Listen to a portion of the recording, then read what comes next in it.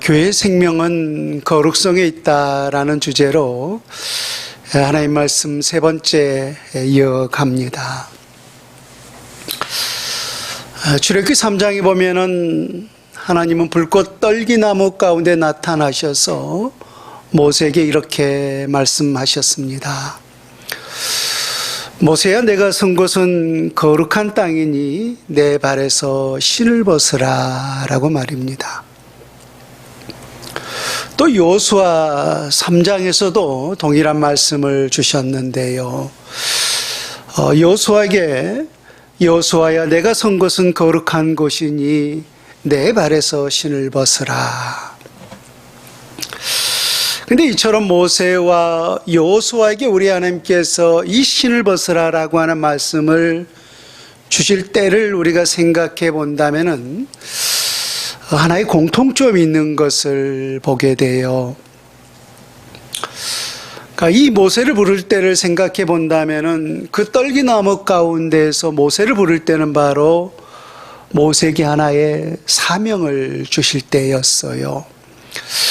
우리 하나님께서 애굽에서 고통받는 이스라엘 백성들을 건져내기로 작정하셨는데 그 지도자를 누구로 계획하셨느냐면 바로 모세였습니다.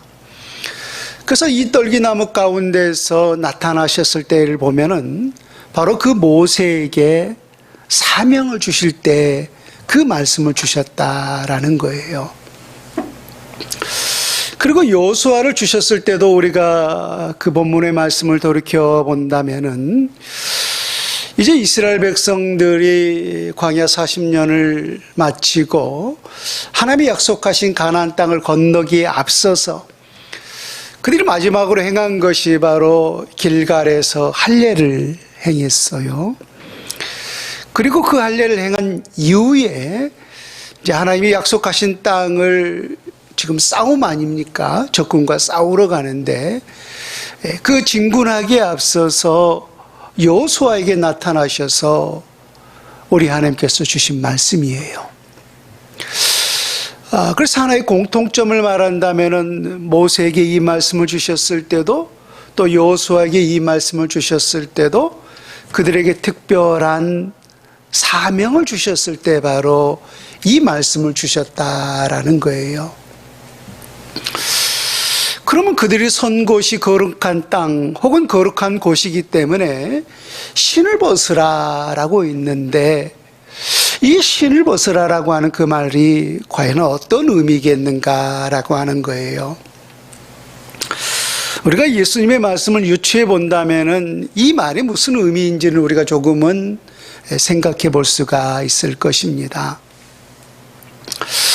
우리 예수님께서 사랑하는 제자들의 발을 씻어주면서 너희들도 이와 같이 하라라고 말씀하지 않았습니까? 그래서 예수님께서 허리를 메시고 또 대야에 물을 담아서 사랑하는 제자들의 발을 씻겨주고 했을 때 베드로가 그랬나요? 스님은 어떻게 제가 스님의 발을 씻어드리면 씻어드렸지 어떻게 선생님이 제자들의 발을 씻을 수가 있겠습니까? 이것은 그 당시 문화에 있어서 베드로의 말이 마땅하고도 당연한 것이었습니다. 그래서 늘 흙밭에서 하루 종일 살아갔기 때문에 발이 더러워져서 보통 그 더러워진 발은 제자들이 선생님의 발을 씻는 것이 맞거든요. 그런데 웬걸 반대로 우리 주님께서 사랑하는 제자들의 발을 씻어주겠다는 거예요. 그래서 베드로가 그 당시의 문화에 따라서 그럴 수 없습니다. 저는 결코 선생님에 의해서 발을 씻지 않겠습니다 라고 거부를 해요. 그러자 우리 주님께서 베드로에게 하신 말씀이 내가 나에게서 발을 씻지 않는다면 나와 상관이 없는 일이라고 하죠.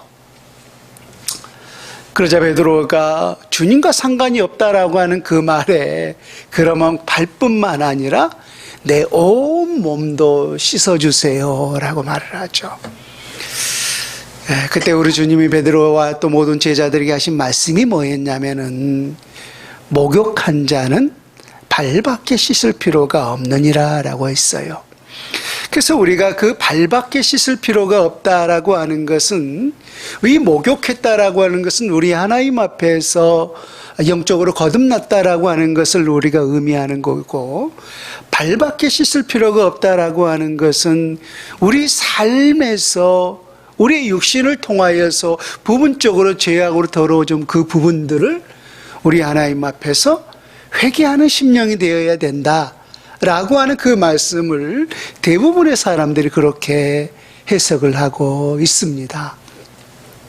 그래서 발을 씻는다 혹은 신을 벗는다라고 하는 것은 결국 같은 의미 아니겠습니까? 그러므로 내가 선 것은 거룩한 땅이니 내 발에서 신을 벗으라 라고 했다라고 하는 것은, 이제까지 너의 삶이었다면은 이제부터는 내가 살아왔던 그 모든 삶의 발자취, 너를 위하여 살아왔던 그 모든 삶의 발자취에서 그 신을 벗고 주님이 요구하신, 하나님이 너에게 주신 그 사명의 길을 걸어갈 것을 요구한 말씀이었던 것입니다. 그래서 우리 하나님께서 모세를 부르시고 또 여호수아를 부르시고 동일하게 주신 말씀이, 내가 선 곳은 거룩한 곳이니 내 발에서 신을 벗으라 라고 말씀하셨던 것입니다. 자, 그 이유를 우리가 모세 한 사람을 통해서 한번 생각해 보십시다. 모세가 몇 년 살았죠? 모세가 120세를 살았죠.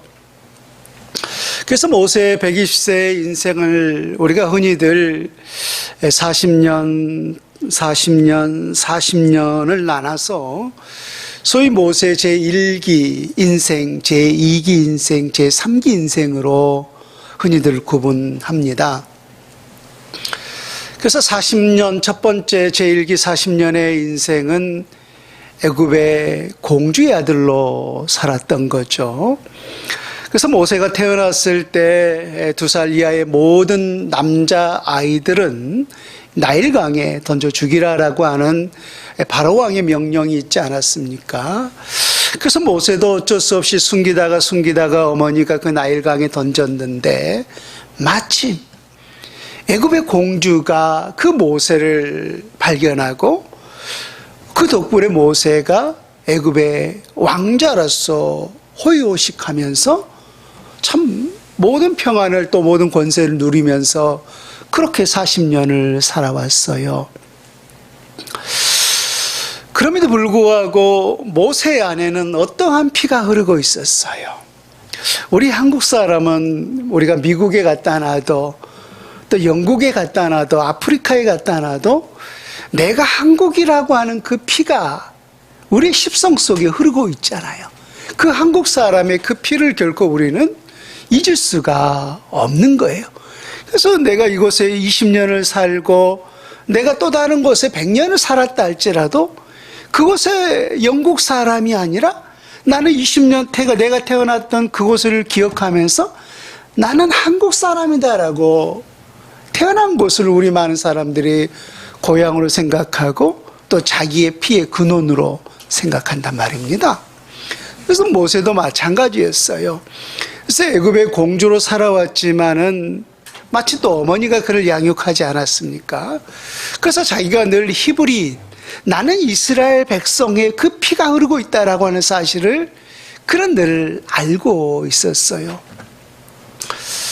그런데 어느 날 바로 애굽의 사람들이 히브리인 곧 이스라엘 백성들을 괴롭히는 그 모습을 보면서 분이 일어났던 거죠.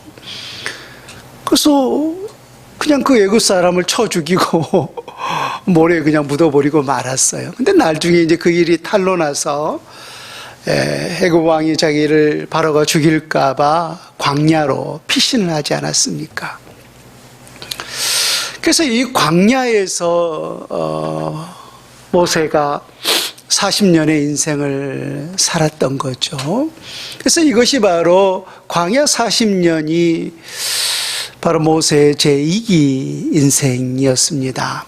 그리고 그 80세 인생이 끝났을 때 바로 그 불꽃 떨기 나무 가운데 나타나셔서 우리 하나님께서 모세야, 내가 선 곳은 거룩한 땅이니 내 발에서 신을 벗으라라고 말씀하셨어요.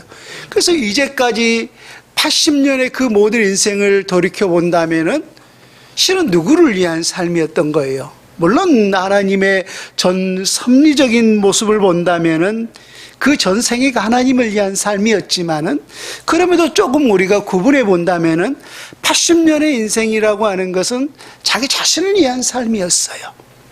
그런데 마지막 40년 그 불꽃 떨기나무 가운데 나타나셔서 하나님을 만나고 하나님께서 주신 그 사명을 붙잡고 갔을 때 그 마지막 40년은 온전히 우리 하나님 앞에 드려진 인생, 바쳐진 인생이었다라는 거예요.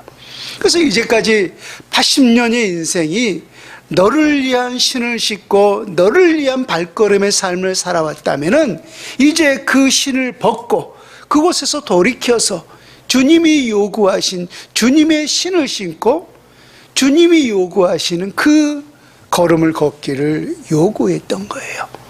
그래서 우리 하나님께서 내가 선 곳은 거룩한 곳이니 내 발에서 신을 벗으라 라고 하는 말씀을 주셨던 것입니다.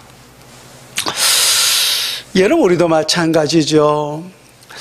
하나님은 거룩한 분이시라, 또 우리 모든 사람들은 본질이 죄인인지라 우리 하나님 앞에 설 자가 누구인가 라고 했어요. 그래서 우리 하나님 앞에 담대하게 설 자는 이 세상에 아무도 없습니다. 그럼에도 불구하고 이처럼 우리가 영으로 우리 하나님 앞에 담대히 서서 예배할 수 있는 것은 무엇 때문이겠습니까? 그렇죠.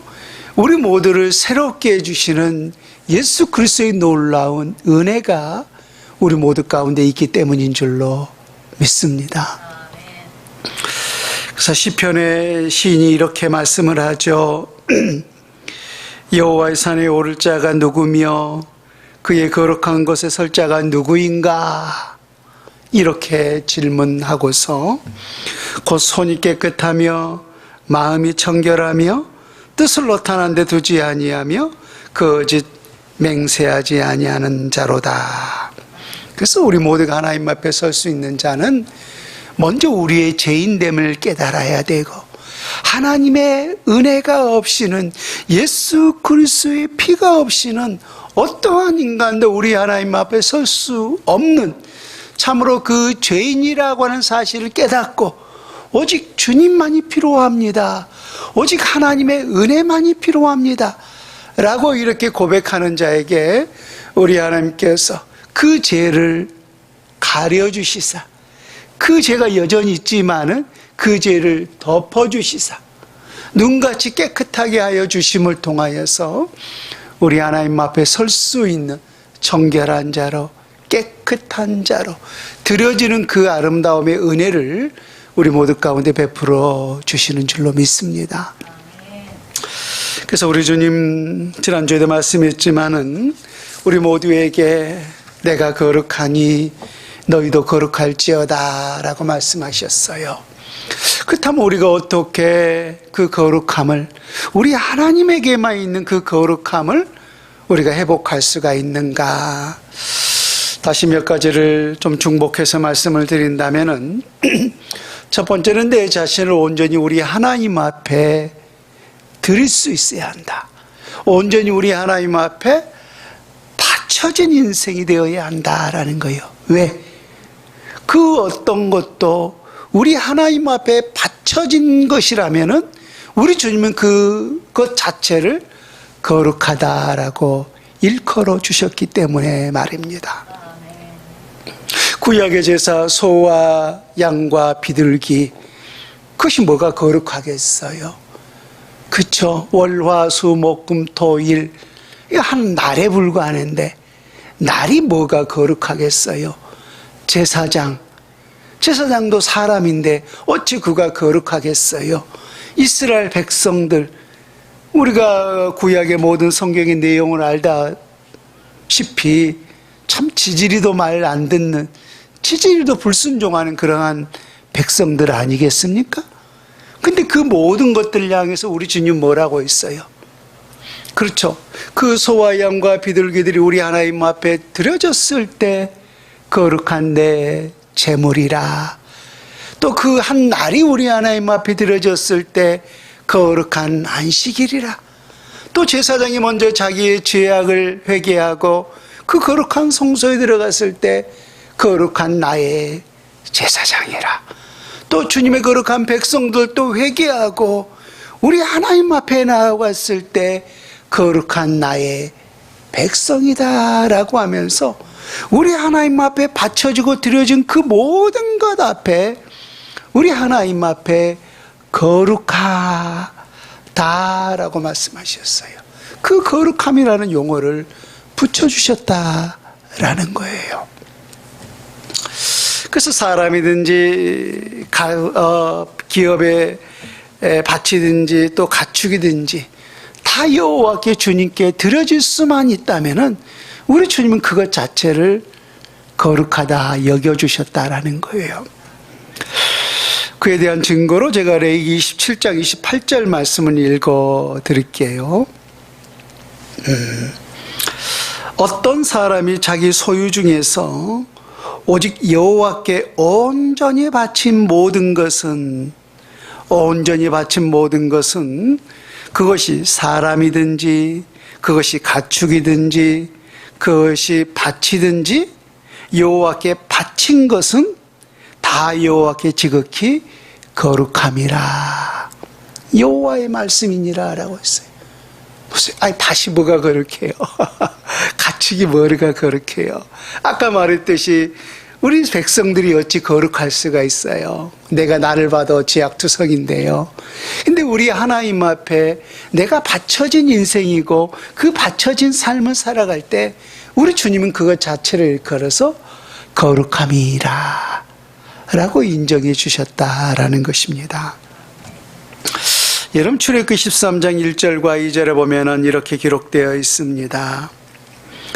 여호와께서 모세에게 이르시되 이스라엘 자손 중에서 사람이나 짐승을 막론하고 태에서 처음 난 모든 것은 다 구별하여 내게 돌리라. 이는 내 것이니라 하시니라라고 했어요.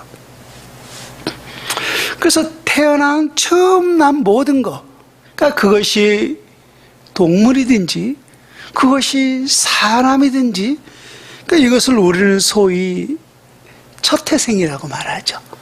첫 태생, 처음 태어난 이 모든 것, 이 첫 태생, 이 모든 것은 누구 것이라고 했어요? 여호와 것이라는 거예요. 하나님의 것이기 때문에 우리 하나님께 돌리라라고 말씀하셨어요. 왜 이 땅에 태어난 모든 첫 태생이 다 주님의 것이라, 왜 주님 것이라고 말씀하셨을까요? 그에 대한 근원은 우리가 잘 알고 있듯이 이스라엘의 유월절에 기인하고 있는 거죠. 이스라엘 백성들이 출애굽을 할 때 모세와 또 아론이 애굽의 바로 왕에 가서 우리는 하나님의 백성이오니 택한 곳에 나아가서 예배하러 하오니 우리를 해방시켜 주십시오라고 했을 때 애굽의 바로 왕이 순순히 내어놓질 않죠. 그래서 피의 재앙, 개구리의 재앙, 이의 재앙, 마지막 10번째가 무슨 재앙이었어요? 장자의 죽음이었어요. 첫것의 죽음이었어요. 그래서 애굽 땅에 살고 있는 모든 첫것, 그것이 짐승이든지 사람이든지 간에 모든 첫것의 죽음이 애굽 땅에 임했던 거예요. 그것이 바로 우리 하나님께서 애굽 땅에 내린 마지막 10번째 재앙이었던 거죠. 그런 가운데서 우리 하나님께서 모세와 아론에게 주신 말씀이 있었어요. 하나님 택한 이스라엘 백성들의 그 집 문지방에 뭘 바르라는 거예요? 어린 양의 피를 바르라. 그래서 그 애굽 땅의 모든 첫것, 모든 장자의 죽음의 신이 그들을 덮쳤을 때 누구만 그 죽음의 재앙이 넘어갔어요? 문지방에 피를 바른 이스라엘 백성들만. 그래서 애굽의 모든 장자, 모든 첫컷의 죽음이 있으니까 한마디로 온 나라가 곡성이 나지 않았겠어요. 근데 그 가운데 그 어린 양의 피를 바른 하나님의 백성들의 지급에는 모든 첫 것의 죽음이 넘어갔던 거예요. 유월되었던 거예요. 그래서 그때부터 우리 하나님께서 유월절을 제정하셨던 거죠. 그래서 누가 살리신 거예요, 실은? 누구의 피로? 그 어린 양의 피는 실상은 누구의 피를 우리가 의미하는 거죠? 그리스도의 피죠. 예수님이 친히 그렇게 말씀하지 않았습니까? 어린 양, 예수 그리스도의 피라라고 말합니다. 그래서 그 어린 양의 피가 발라지는 집에는 모든 장자의 죽음이 넘어갔던 거예요. 그러니까 결국은 실은 그 피를 발랐다라고 하는 것은 먼저 누가 죽어진 거예요? 어린 양 되시는 예수 그리스도가 이미 죽은 거죠. 이미 죽어진 거예요. 피를 발랐다라는 것은. 그래서 그 피 때문에 이스라엘 백성들이 산 거죠. 그러면 누구의 생명과 누구의 생명을 바꾼 거예요? 예수의 생명과 애굽의 이스라엘의 모든 장자의 그 죽음을 친히 바꾼 거예요. 그냥 하나님의 백성들이기 때문에 공짜로 살려준 것이 아니었어요, 여러분. 내 백성이기 때문에 그냥 그들에게 그냥 넘어간 것이 아니라 피를 발랐다라고 하는 것은 예수 그리스도의 그 죄 없는 그 생명과 바꾼 거였어요. 죽어주셨던 거예요. 그래서 실은 그 피로 누구를 산 거예요? 장자를 사셨던 거죠. 죽음으로써 말입니다. 그래서 우리 주님께서 이스라엘 백성들에게 하시는 말씀이 너는 누구의 것이라? 너는 내 것이라. 너는 내 것이라 라고 말씀하셨던 거죠. 출애굽기 4장 22절에 보면은 너는 바로에게 이르기를 여호와의 말씀에 이스라엘은 내 아들 내 장자라 라고 했어요. 그래서 그 하나의 이 첫 번째 장자가 첫 번째 장자를 말하는 게 아니죠. 그 장자가 실상은 누구라고 있어요? 이스라엘은 내 아들 내 장자라고 하는. 그러니까 그 장자라고 하는 것은 이스라엘 전 백성을 대표하는 대표성을 띠고 있는 거죠. 우리가 아담의 대표성처럼 말입니다. 그래서 하나님 안에서 살아가는 우리 모든 백성을 성경에서는 다 뭐라고 그래요? 아들과 딸 상관없이 내 장자라고 말씀하지 않습니까? 이게 유월절에 기인했던 거예요. 그러면은 우리가 그 말씀을 그대로 생각해 본다면은 그럼 아들만 하나님 자녀고 딸들은 하나님 자녀가 아니게요. 첫째만 하나님 앞에 드리는 인생이고 둘째, 셋째, 넷째는 하나님 앞에 드리는 인생 아니게요. 그러니까 너무 우리가 그렇게 보면 성경을 편협하게 너무 단순하게 보는 거죠. 오히려 더 우리에게 의문만 더 증가하는 거죠. 보세요. 여호와의 말씀에 이스라엘은 그 이스라엘은 이스라엘 전체 백성을 말하고 있는 거잖아. 이스라엘은 내 아들이고 내 장자라. 이스라엘은 내 아들이고 내 장자라. 그러니까 이스라엘 전체를 우리 하나님께서 그 첫 아들을 살림을 통하여서 이스라엘 전 백성을 대표한 말씀이었던 거죠. 히브리서 12장 22절도 그와 같은 말씀을 동일하게 하고 있어요. 그러나 너희가 이룬 것은 시온산과 살아계신 하나님의 도성인 하늘의 예루살렘과 천만 천사와 하늘에 기록된 장자들의 모임과 교회와 만민의 심판자이신 하나님과 및 온전하게 된 의인의 영들과 라고 했어요. 우리 모두가 하늘에 기록된 무슨 모임이라고 했어요? 장자들의 모임. 그렇죠? 우리 모두는 이미 하늘에 기록된 장자들의 모임이 된 줄로 믿습니다. 두 번째, 주의 거룩한 백성이 되기 위해서 우리가 하나님의 말씀으로 거듭나야 한다라고 있습니다. 에베소 4장 21절에 진리가 예수 안에 있는 것 같이 너희가 참으로 그에게서 듣고 또한 그 안에서 가르침을 받았을진데 너희는 유혹의 욕심을 따라 썩어져가는 구습을 따르는 옛사람을 벗어버리고 오직 너희 심령이 새롭게 되어 하나님을 따라 의와 진리의 거룩함으로 지으심을 받은 새 사람을 입으라. 우리가 때때로 예수 안에서 변하여 새 사람이 되었다라고 말씀하죠. 그 새 사람의 반대말은 뭐예요? 옛사람이죠. 옛사람이에요. 근데 우리가 영으로 보면은 우리가 이 하나님 앞에서 영적인 변화는 단회적이라고 했어요. 하나님 그 부르신 순간에 하나님의 온전한 사람을 거듭난 것은 사실인데 우리 삶의 그 육신의 행동 거지를 보게 되면은 한순간에 우리가 온전한 새 사람이 되었는가 하는 거예요. 그렇다면 우리가 교회 안에서 싸울 일도 없고 다툴 일도 없고 정말로 천국과 같겠죠. 근데 우리가 교회가 천국이 아니라고 있습니다.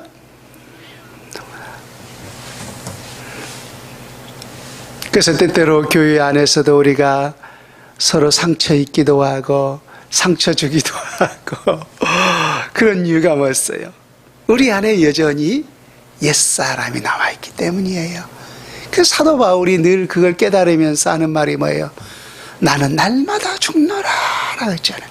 그러니까 그가 늘 하나님 앞에 무릎 꿇고 기도할 때마다 하나님 앞에 엎드릴 때마다 자기의 그 가시들을 자기의 그 연약함을 늘 본 거예요. 그러니까 그것을 볼 수 있는 게 뭐예요? 진리라는 거예요. 하나님의 말씀. 그렇죠. 하나님의 말씀을 그래서 우리가 빛에 빗대지 않습니까? 그러니까 예수님도 요한복음 1장에 보면 빛이라 라고 말합니다.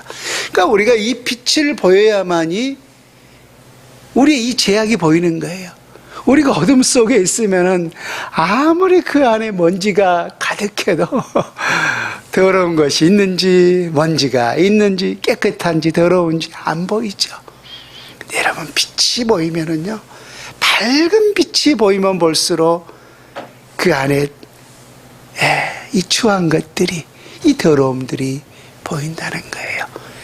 그래서 사도 바울이 죄를 많이 지어서 그가 늘 하나님 앞에 나는 날마다 죽노라 라고 했던 것이 아니라 그 밝은 빛 대신 우리 하나님 앞에 나아갈수록 자기의 추함을 자기의 더러움을 자기의 모난 부분을 늘 깨달았던 거예요. 그래서 하나님 오늘 또 내 육신을 쳐서 그래서 예수 앞에 복종시키기를 원합니다 라고 했던 거예요. 우리 주 예수 앞에 사는 그날까지 우리 모든 하나님의 사람들에게는 저마다의 옛사람이 남아있어요. 그래서 그 옛사람 그것 때문에 때로는 내 자신이 상처받기도 하고 또 그것 때문에 우리가 남에게 상처를 주기도 한 거죠. 그러나 그것 때문에 여러분 시험 받지 마시고 그것으로 인하여서 오히려 내가 하나님의 사람으로 거듭나고 새 사람이 될 수 있다라고 하는 그런 생각을 가지고 원망하지 마시고 오늘 위해서 그런 가시가 있는 사람을 위해서 오히려 기도해 주시고 우리가 그들과 손을 잡고 함께 간다면은 진정 변화의 새 사람이 되는 놀라운 역사가 있는 줄로 믿습니다. 그래서 우리를 변화시킬 수 있는 것은 하나님의 진리예요. 진리로 변하여 새 사람이 되라.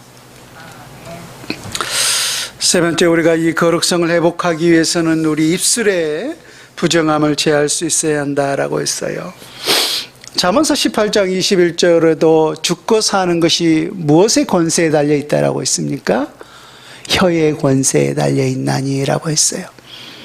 그래서 제가 이렇게 상처에 대한 이야기를 계속해서 좀 하고 있습니다만은 많은 사람들이 상처받는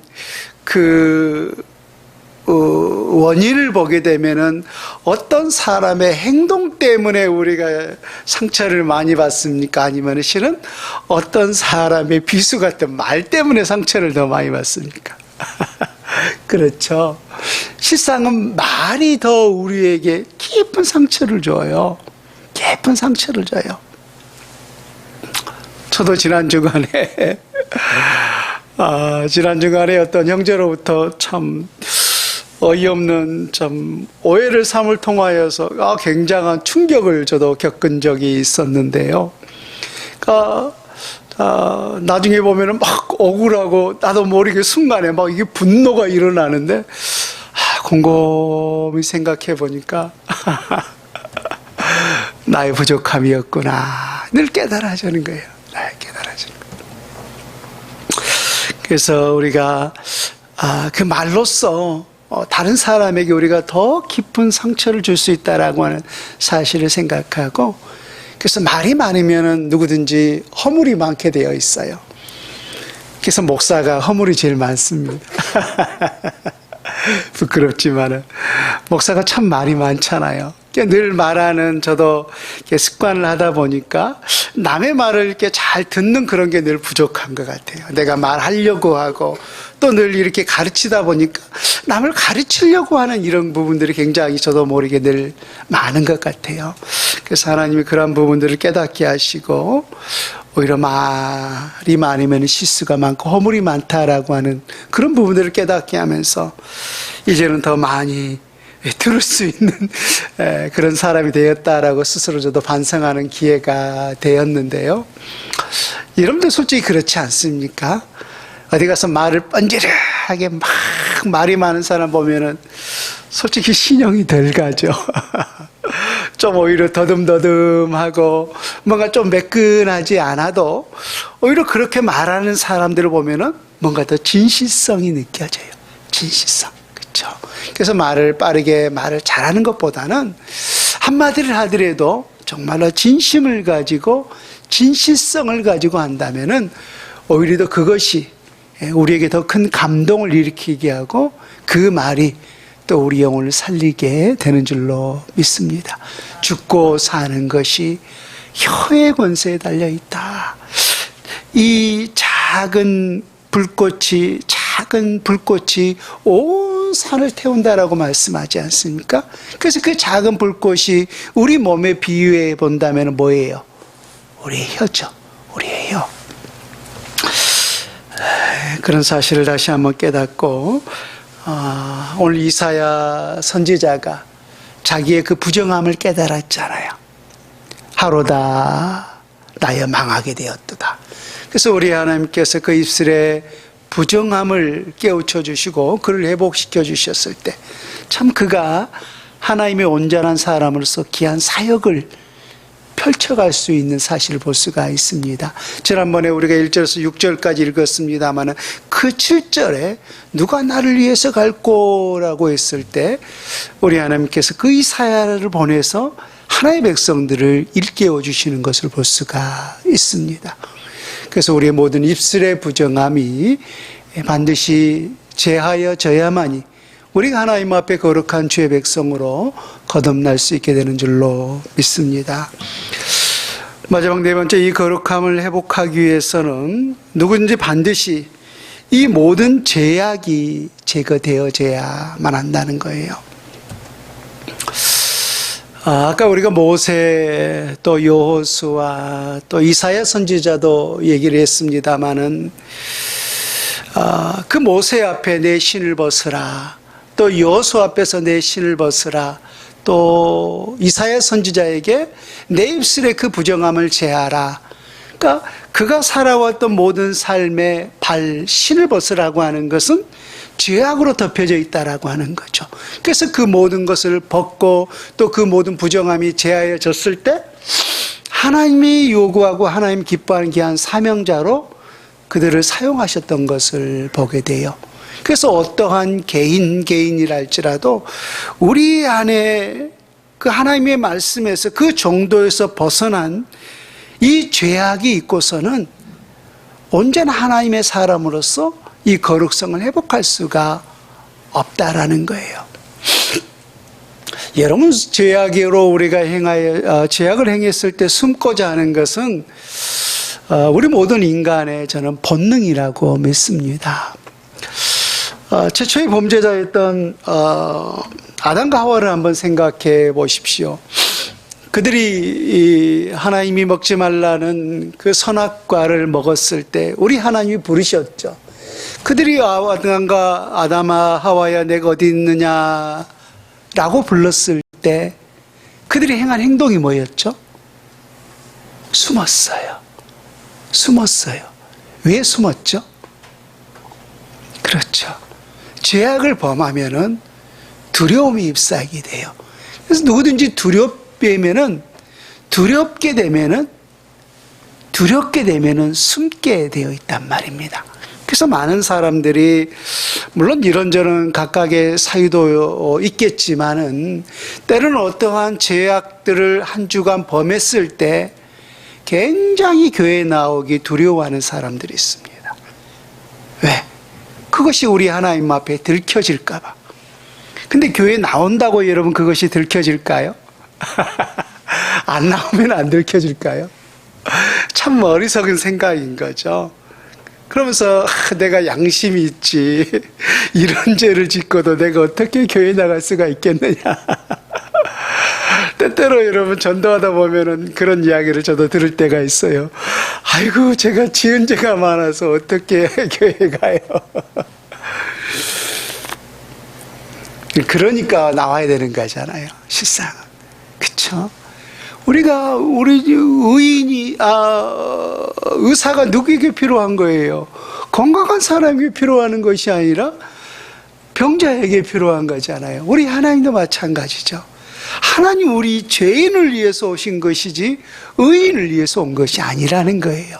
그래서 많은 사람들의 어떤 행동 거짓 때문에 그 죄악 때문에 숨느라고 때로는 교회를 등한시하고 하는 그런 모습들을 보이는데 그것이 옳은 방법이 아니에요.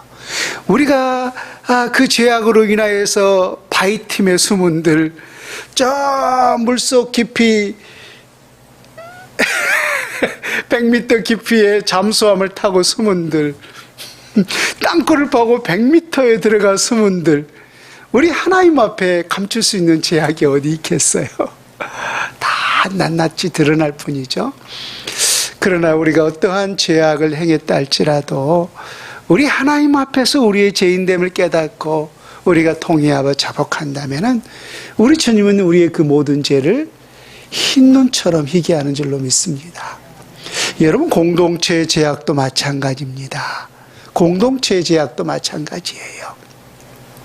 때로는 한 교회의 어려움이 있고, 때로는 한 가정의 어려움이 있고, 때로는 한 민족의 어떠한 멸망의 어려움이 있는 것들도 보면은요, 물론 전체의 어떤 공동체의 그런 타락과 연약함도 있지만은 그 가운데 한 사람의 숨은 죄악도 결코 무시할 수가 없는 거예요. 자, 그 내용을 우리 여호수아 7장 11절 오늘 본문 말씀을 함께 봅니다. 여호수아 7장 11절 말씀, 여러분 눈으로 따라오고 제가 읽습니다. 이스라엘이 범죄했다네요. 내가 그들에게 명령한 나의 언약을 어겼으며 또한 그들이 온전히 바친 물건을 가져가고 도둑질을 하며 속이고 그것을 그들의 물건들 가운데 두었느니라. 그러므로 이스라엘 자손들이 그들의 원수 앞에 능히 맞서지 못하고 그 앞에서 돌아섰나니 이는 그들도 온전히 바친 것이 됨이라. 그 온전히 바친 물건을 너희 중에서 멸하지 아니하면 내가 다시는 너희와 함께 있지 아니하리라. 너는 일어나서 백성을 거룩하게 하여 이르기를 너희는 내일을 위하여 스스로 거룩하게 하라.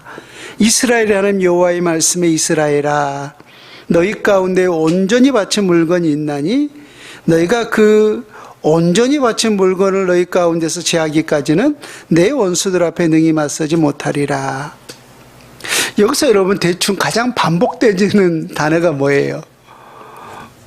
온전히 바쳐진 물건, 온전히 바쳐진 물건, 온전히 바쳐진 물건을 한 서너 번 계속해서 반복하고 있는 것을 보게 되죠. 그러니까 이 온전히 바쳐진 물건이 뭐냐면은